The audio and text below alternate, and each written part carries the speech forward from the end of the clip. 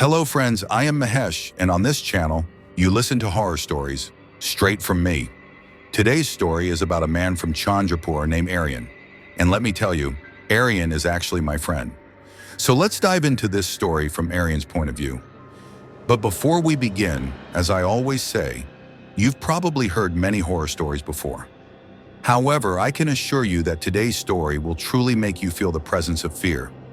All I ask is that you listen to the story till the end. You won't regret it. And if you're here for the first time, don't forget to subscribe to the channel. By doing so, we'll get closer and you'll easily receive all upcoming uploads. Now, without wasting any more time, let's begin our story. I never imagined that one night could change my life forever. I was the only son of my parents, deeply passionate about books and stories since childhood. But the story I am about to tell you is not from any book.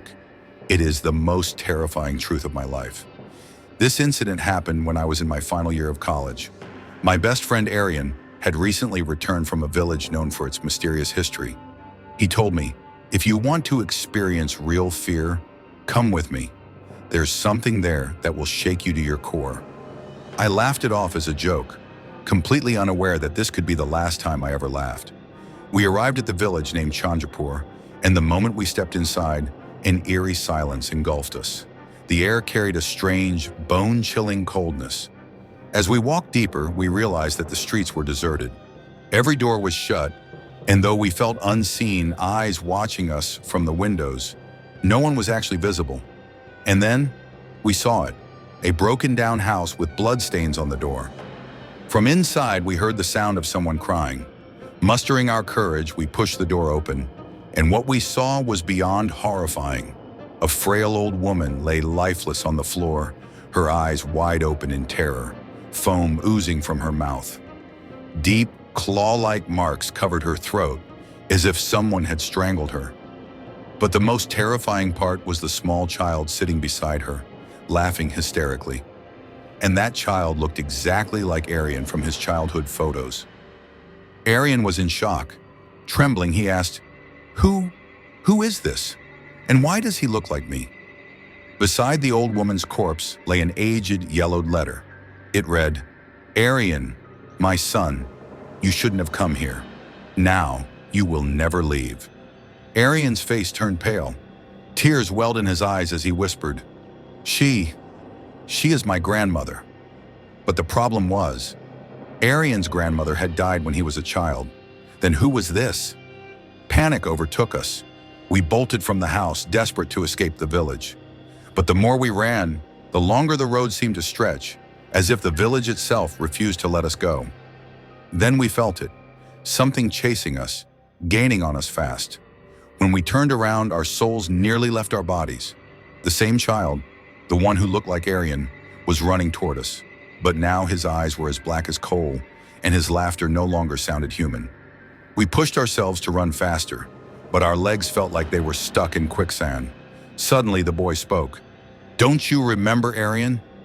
You've been here before, but you never left alive." Aryan let out a strangled cry. "No, that's not true. I've never been here before." But then, something happened that shook us to our core. From the village's abandoned well, multiple voices began whispering, "Aryan, don't leave. Your death is already written." Terrified, we peered into the well, and what we saw inside shattered our sanity. Our own corpses floating in the water. My mind went numb. Were we already dead? Aryan collapsed, blood seeping from his eyes. I tried to pull him up, but then she appeared. The same old woman who had been dead just moments ago. She pointed at me and rasped, "Why did you bring him here?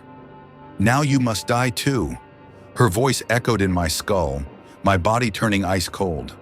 I tried to scream, but the sound died in my throat. Then suddenly everything went black. When I opened my eyes, I was in an abandoned hospital, shackles binding my wrists.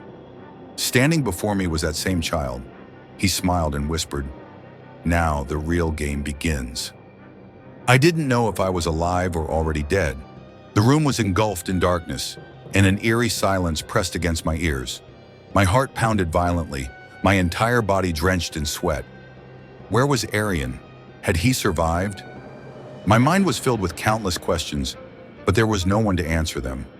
Then the scratching began. Slow, deliberate scratches against the walls, as if something was trying to claw its way out.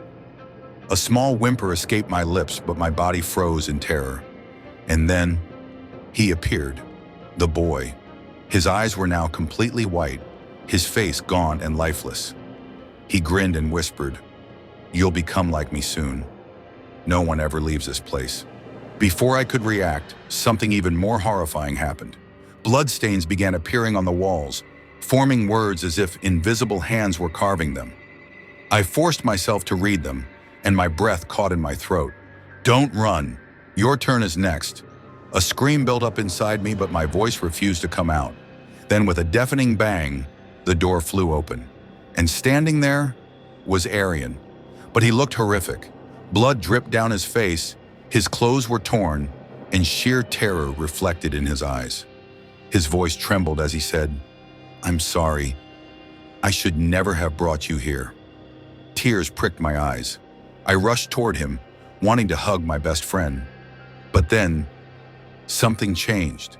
His body began convulsing violently, as if something unseen was controlling him. He collapsed to the floor, shaking uncontrollably. I tried to pull him up, but then his eyes rolled back, and he let out an inhuman scream. "Run! You don't understand what's happening." His voice wasn't his own anymore. It was layered, distorted. My blood turned to ice. Whatever was happening here was beyond human comprehension. I used every ounce of strength to push through the door and escape. But the moment I stepped outside, my steps faltered. Before me stood an old hospital, the same hospital where Aryan was born. But that was impossible. That hospital had burned down years ago. Then I felt it. Someone standing right behind me. Slowly I turned around, my heart hammering in my chest. And there she was, the old woman. But this time, she held something, a charred, nearly destroyed birth certificate. She met my gaze with hollow eyes and said in a trembling voice, "Aryan was never born." My mind shattered. "What?" I whispered, barely able to breathe. Memories came flooding back, strange, fragmented flashes of the past. I remembered the first time I met Aryan as a child, how some people looked at him with fear. His shadow, it never quite fell in the right direction. And the most unsettling part, there were no old photographs of him, no proof of his existence before we met. I collapsed to my knees, my body trembling. If Aryan was never born, then who was he? A soft chuckle echoed through the air. I frantically looked around, but no one was there. And then, a voice whispered into my ear, "Now it's your turn." I was lying on the cold floor, my breath ragged, my heartbeat echoing in my ears. The old woman's terrifying words, "Aryan was never born," hammered in my mind. Could it be true? Was the friend I had spent my entire childhood with never real? If he was an illusion, then how did I spend years with him? A memory surfaced, my mother's concerned voice from years ago. "Son, you always play alone. Who are you talking to?" Back then I thought she was joking, but now, everything felt like it was falling apart. My eyes welled up with tears. If Aryan wasn't my friend, then what was he? And why had I come to this village with him? Suddenly, strange things began happening around me. Blood started dripping from the hospital walls. The doors of the rooms creaked open and slammed shut on their own. And then, I heard it. That same eerie laughter I had heard in the village that night.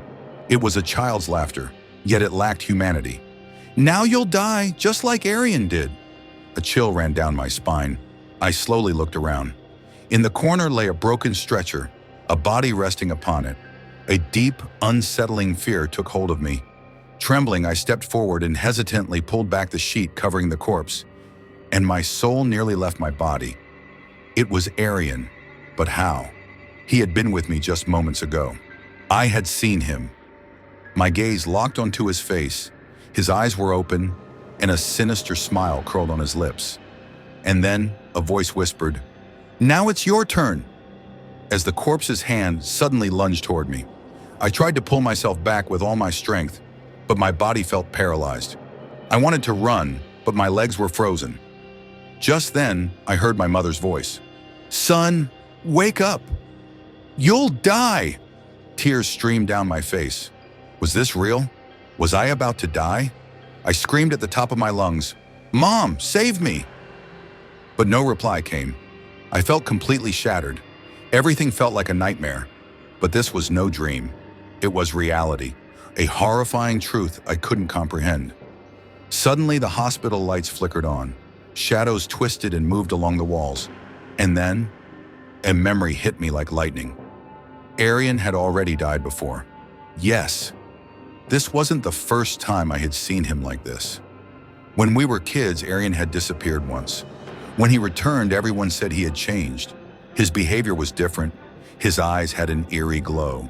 And the strangest thing, he never cast a shadow. Had Aryan already been dead all this time? If so, then who had been with me for all these years? I turned around, and on the hospital wall, something was scrawled in blood. "Your truth lies behind the door." I didn't understand what it meant. I hesitantly stepped toward the door and pushed it open. Darkness loomed beyond. As I stepped inside, the door slammed shut behind me. I struggled to pry it open, but then I felt something standing right behind me. My breath hitched. Slowly, I turned around, and there, standing before me, was someone who looked exactly like me. "Why did you come here?" he asked in a deep, haunting voice. My feet were glued to the floor. If I was here, then who was he? I stood frozen, enveloped in darkness, the cold air brushing against my face. My breaths grew shallow. My doppelganger stared at me. "Why did you come here?" he asked again, his voice dripping with an unsettling calmness. Trembling, I managed to whisper, "Who are you?" He smirked and replied, "You can't escape yourself. You were always alone." Aryan never existed. Something inside me shattered. I didn't want to believe it, but deep down, I knew it was true. My entire life I had lived with a lie. Aryan, my best friend, he had never been real. The air around me stirred violently. Blood seeped through the walls and corpses began crawling toward me, their hollow eyes filled with hatred and pain, as if they sought vengeance. Suddenly, my doppelganger let out a chilling laugh and said, "Now it's your turn."